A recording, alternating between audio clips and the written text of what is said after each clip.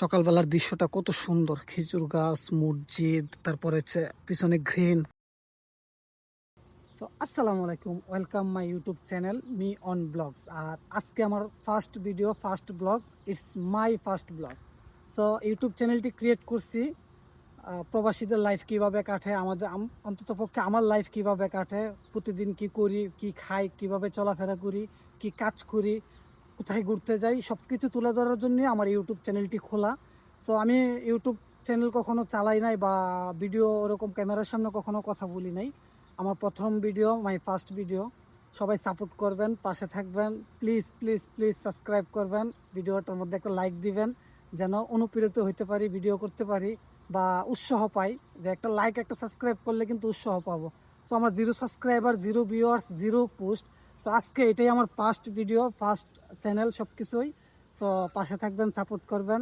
আমার নাম হচ্ছে গোলাম হোসেন, আমি সৌদি আরব থাকি। আমার ফার্স্ট ভিডিও। সো আজকের মতো এতটুকুই।